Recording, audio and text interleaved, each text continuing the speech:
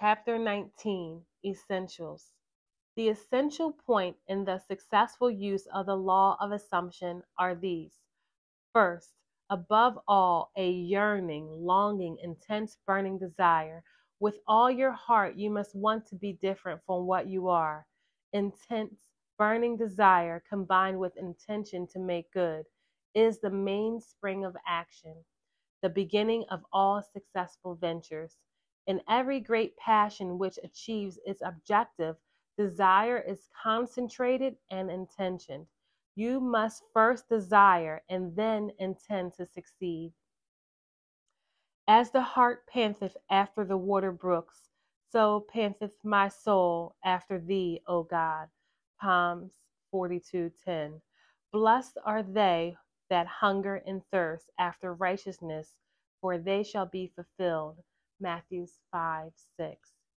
Here the soul is interpreted as the sum total of all you believe, think, feel, and accept as true. In other words, your present level of awareness.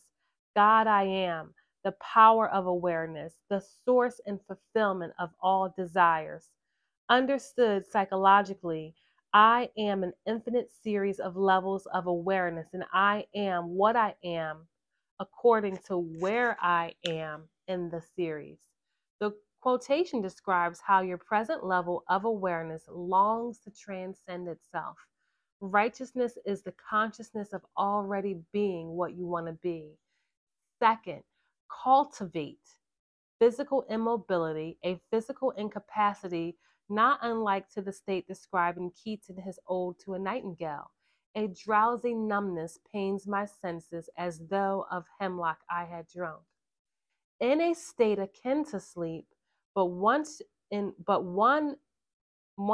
which you are still in control of the direction of your attention, you must learn to induce this state at will. But experience has taught that it is more easily to induce after a substantial meal or when you awake in the morning feeling very loath to arise. Then you are naturally disposed to enter this state. The value of physical immobility shows itself in the accumulation of mental force which absolute stillness brings with it. It increases your power of concentration. Be still and know that I am God. Psalms 46:10. In fact, the greater energies of the mind seldom break forth save when the body is stilled and the door of the senses closed to the objective world. Third, and last thing to do is to experience in your imagination what you would experience in reality had you already achieved your goal. You must gain it in imagination first, for imagination is the very door to the reality of that which you seek. But use imagination masterfully and not as an onlooker thinking of the end, but as a partaker thinking from the end. Imagine that you possess a quality or something you desire which hitherto has not been yours. Surrender yourself completely to this feeling until your whole being is possessed by it. This state differs from reverie in this respect. It is the result of controlled imagination and a studied, concentrated attention, whereas reverie is the result of uncontrolled imagination, usually just a daydream. In the controlled state, a minimum of effort suffices to keep your consciousness filled with the feeling of your wish fulfilled. The physical and mental immobility of the state is the powerful aid to voluntary attention and a major factor of minimum effort. The applications of these 3 points: 1, desire; 2, physical immobility; 3, the assumption of the wish already fulfilled, is the way to at once meant or union with your objective. The first point is thinking of the end with the intention to realize it. The third point is thinking from the end with the feeling of accomplishment. The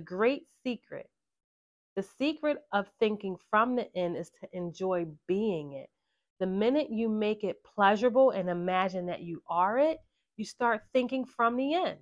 A prevalent misunderstanding is that the law works only for those with religious objectives. This is a fallacy. It works just as impersonally as the law of electricity works. It can be used for greedy, selfish purposes as well as noble ones, but it should always be borne in mind that ignoble thoughts and actions inevitably result in unhappy consequences. Thank you.